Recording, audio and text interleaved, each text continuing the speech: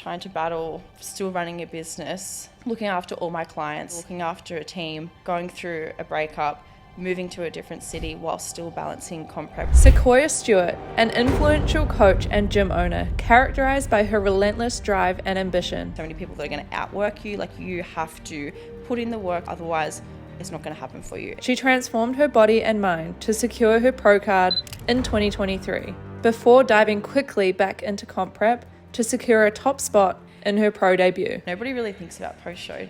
Welcome back to the Comp Closet podcast. I'm super excited because I'm here in Sydney with Sequoia Stewart, who is an FMG Pro. She's also an online coach and the owner of the PT Centre Women's Gym. Sequoia, welcome. Thank you so much for having me. I've been really looking forward to our podcast today. Yes, very exciting. So how did your fitness journey start and what originally drew you to competing? Sure. So I always watched my dad do weight training, so it did really feel like a natural transition coming like out of high school to go to the gym.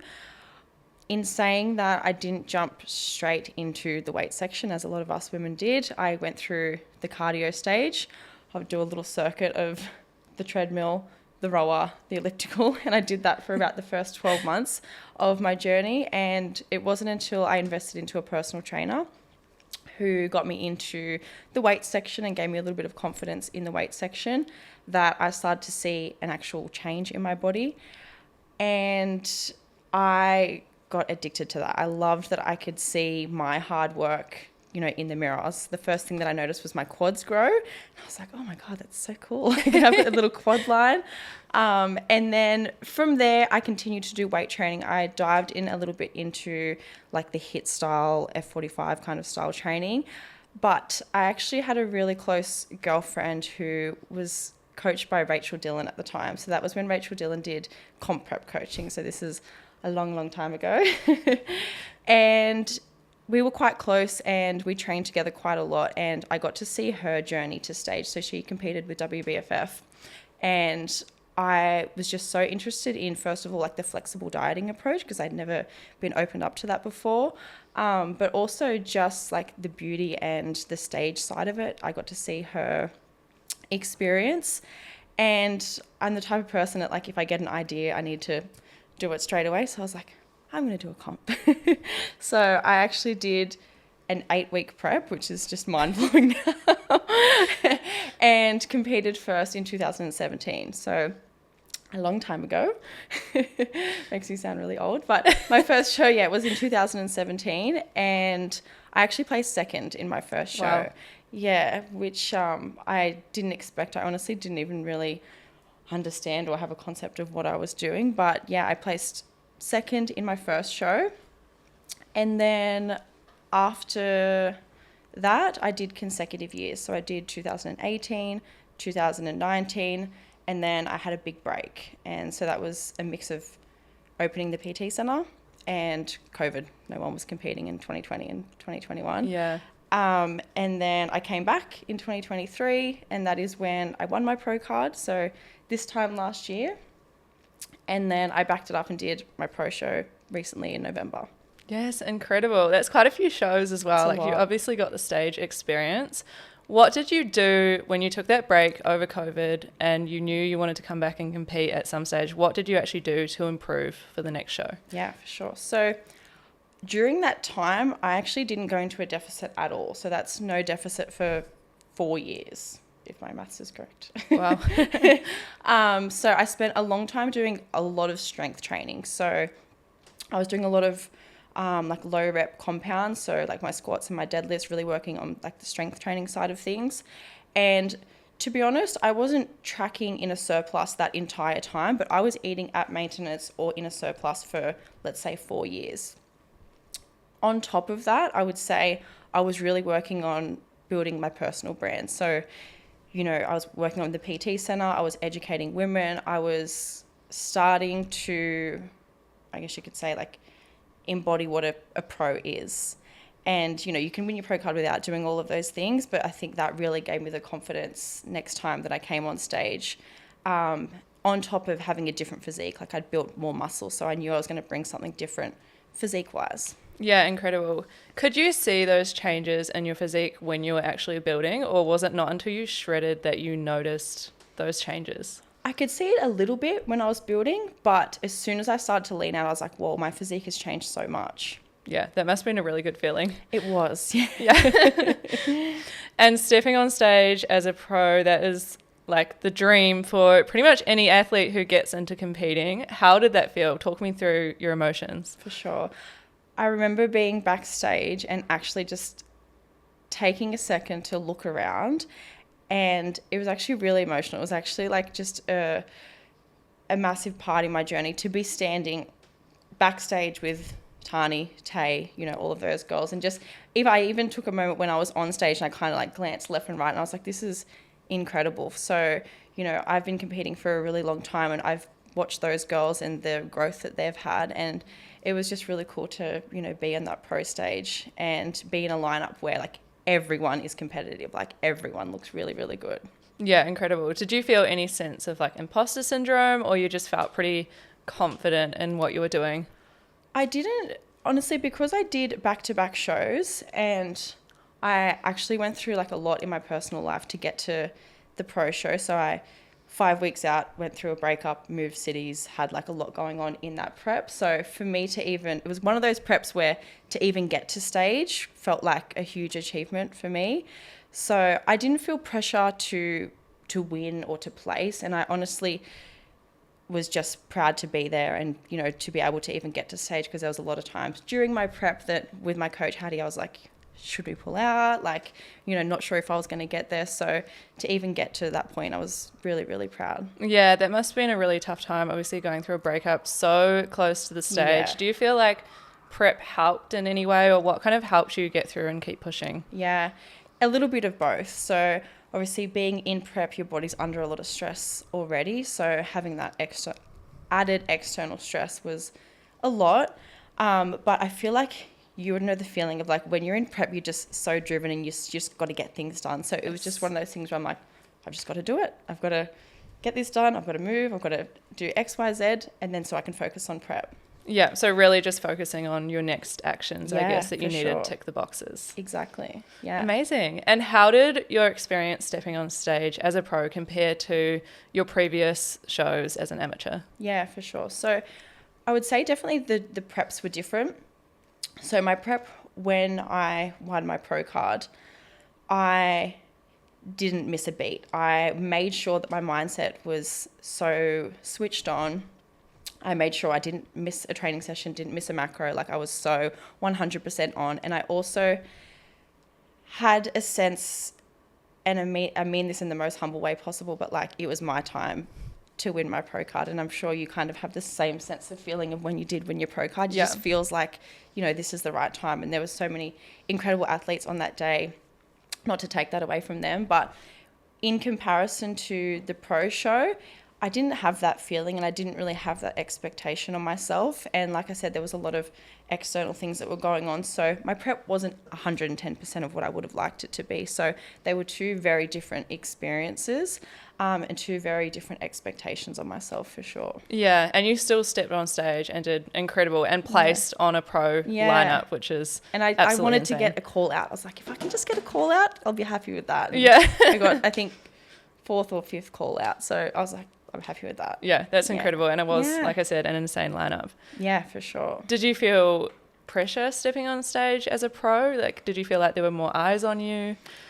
The pressure that I felt more so came from, I knew that the judges had just seen me. They just saw me in April, and I was really concerned about them going, oh, she looks worse than what she did in April, to put it in the most simple terms. But I did feel pressure in that sense.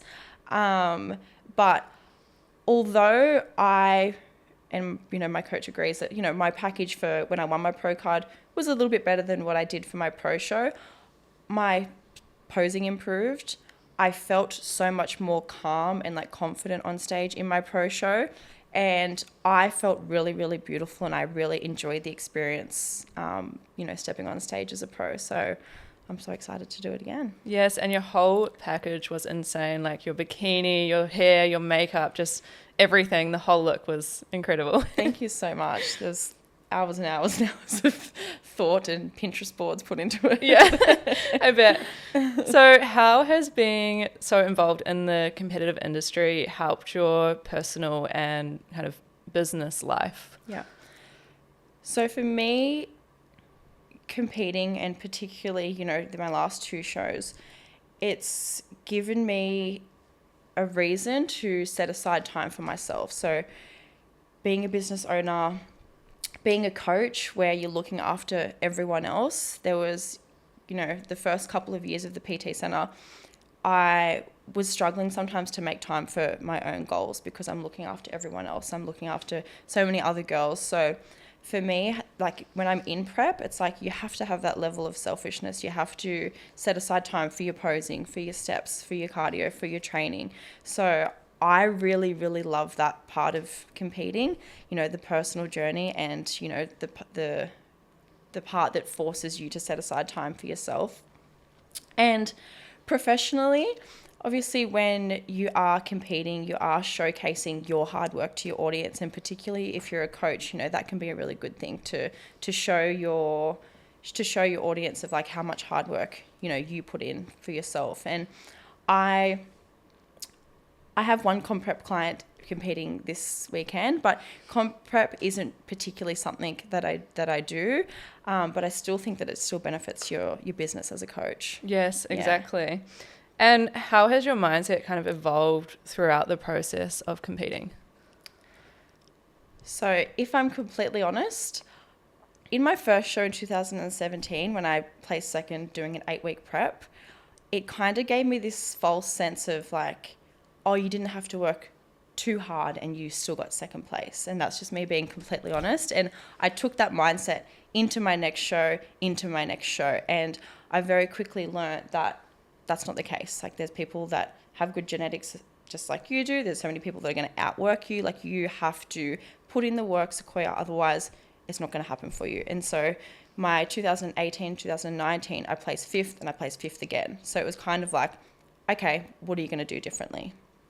So my mindset coming into 2023 when I won my pro card was very different. I was like, okay, leave no stone unturned. Like Sequoia, you have to not miss a macro, not miss a training session. So I was a lot more, not hard on myself, but just being realistic of like, you've got to put in the work, and it shows. Yeah, exactly. And what's the biggest challenge that you've had to overcome during prep? Honestly, my recent pro show, like trying to battle, still running a business, still, looking after all my clients, still looking after a team, going through a breakup, moving to a different city while still balancing comp prep, that was extremely challenging. So yeah, I had a good support network around me. My coach was incredible, plus all of my girlfriends around me. So yeah, really lucky in that sense. Yeah, amazing. Do you have any tips for someone that's struggling post-show? Struggling post-show. Nobody really thinks about post-show, do they? They No. think about show day. But with post-show, I think a lot of people drop their coach or they stop checking in with their coach when that's probably the time that you really, really need your coach. And the best thing I can say is to just be honest with where you're at, because from a coach's standpoint, we don't know what we don't know. Like if you're binging, if you're struggling to get your training sessions in, your mindset's not there, like you just need to be honest, and a good coach will guide you through that. But I think a lot of people get a little bit ashamed, a little bit embarrassed, and they don't tell their coach what's going on. And I think, that's when you really, really need to be honest and just communicate with your coach. Yeah, for sure. That's really good advice. Yeah, for sure. So what's next for you? Do you have a specific comp date in mind, if you don't mind sharing? Yeah, for sure. So I'm going to do Bali. That's so exciting. Yeah, Bali in December. So I don't know how many weeks away that is. Probably closer than what I think. But I'm going traveling for 4 weeks. So I'm going traveling to Europe in June. So the timing works very well for me. So I'll get back and I'll have 21 or 22 weeks to cut, which is perfect. So yeah, Bali, Oh, which is really perfect. exciting. That's very exciting. Yeah. How are you going to avoid Bali belly when you're Oh there? my God, I've thought about that so many times. I think I'm just going to arrive like 3 days before and just not leave my room. Yeah. Find somewhere that's got like a gym downstairs and just stay there. It sounds like a good plan. Seriously. And do you mind sharing a bit about the PT Centre? Because I think it is very cool what you're creating there. Thank you so much. It's my baby. So yeah, the PT Centre is an all-women's strength training gym. So we're located in Newcastle, and a lot of what we do is educating and teaching women that you can eat all of the foods, you can enjoy a social life, and we really, really focus on like performance-based training. So trying to get women to get stronger. And yeah, it's my biggest passion, and yeah, my baby. Yeah, very cool. And it seems like you've built such a tight-knit community as well, you know, through events that you run and through group training sessions and all of that, which is really incredible. Yeah, and I think in a world of like online communities, every time I'm at an event that, you know, that we have, I just appreciate it so, so much, because I'm just like, you know, it's hard to find this. And a lot of the girls have created, you know, incredible friendships from the PT Centre, and it's just, yeah, it's the coolest thing. Yeah, I love that. Well, we do have time for a few questions from our listeners, so we'll run through those quickly. How can I meet more girls that compete? Social media.